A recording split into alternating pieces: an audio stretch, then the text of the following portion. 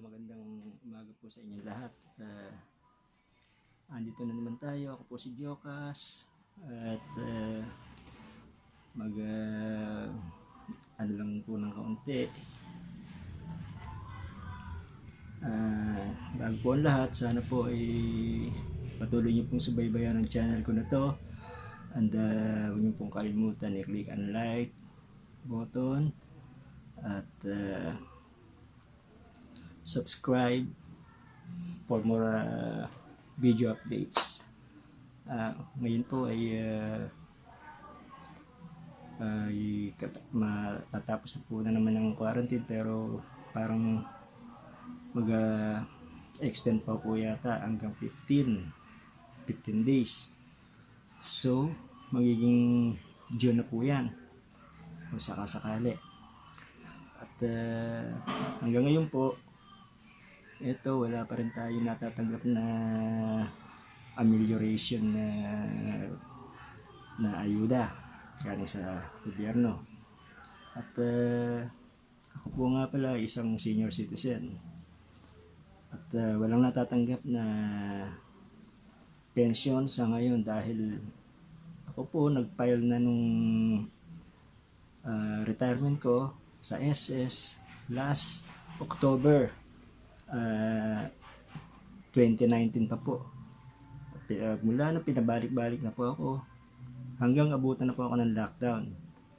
So ngayon, wala po akong pinagkakakitaan, wala po akong natatanggap kahit ano. At kahit ni isang ayuda sa pinansyal sa gobyerno ay wala. At na isang araw po may pumunta rito na dahil nagreklamo po kami sa barangay. Buti naman nadaan dito, kinuha yung pangalan ko. Tapos hanggang ngayon po wala pa pong response ulit.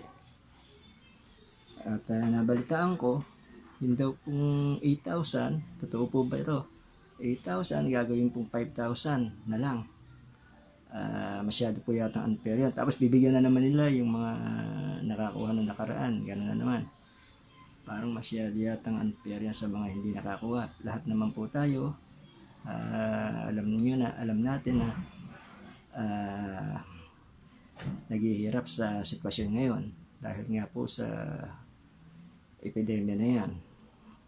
Walang nakakapagtrabaho, walang income ang bawat pamilya ngayon dahil sa lockdown na yan. Ngayon, tinatanong ko lang po kung gusto kong maliwanagan, ano ba, makarating man to sa DSWD, paano po ba ginagawa yung sistema dyan? Totoo po ba na yung 8,000 binabawasan ng 3,000, magiging 5,000 na lang?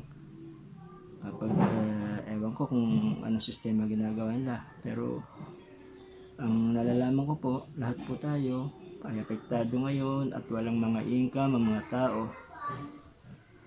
Wala tayong pinansyal na pinagkukunan ngayon. So being taxpayer at malaki rin naman na itulong sa gobyerno sa pamamagitan ng remittance ko dati. Sa barko 38 years ako nag-remittance bilang OFW sa barko. Sana makakuha naman ako magbigay naman ng ayudang gobyerno ng tama. Dahil nakatulong naman ako, unang-una taxpayers money po yung mga ginagamit na yan. Bakit po kailangan bawasan nyo? Ang ibig po sabihin ko kinukurakot nyo, ninanakaw nyo. Sino po ba nagnanakaw niyan? Kaya pag may ganyan mga sitwasyon sa inyo, bago nyo tanggapin ang pera, tanggapin nyo muna yung pera at katapos kunan nyo, papirmahin nyo siya na ganyan ang tinanggap nyo. Kung halimbawa bawasan man, yan ang isulat. At titingnan natin kung totoo nga ang mga sinasabi ng mga yan, dahil ako wala akong tiwala sa mga yan, magnanakaw yan. Lahat ngayon nagkakakorupsyon na. Wala ka na mapili kung saan ang tama, kung sino ang hindi mo alam kung sino ang korap sa gobyerno natin. Bakit ganyan? Hinahayaan lang ng gobyerno na ganyan. Sinasayang nila yung pondo nagaling sa mga tax ng tao, lalo ng mga OFW na malakas mag-remit ng pera.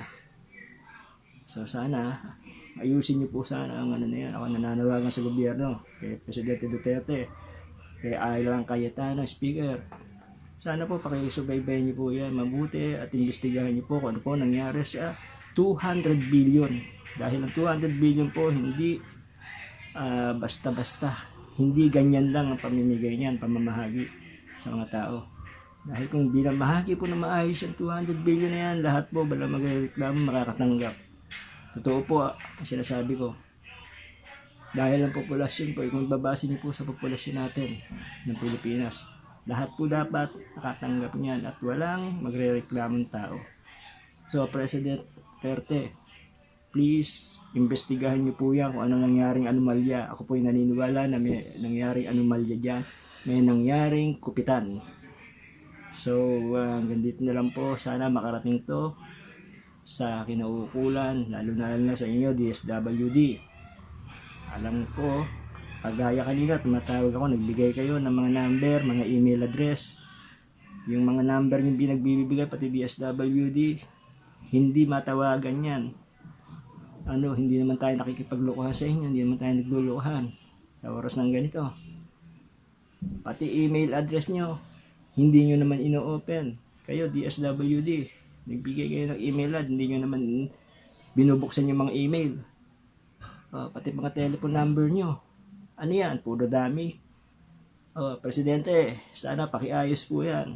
Alang Cayetano, Dinyo, Secretary Dinyo, pakiayos po yan mga telepono nyo, baka puro dami lang po yan.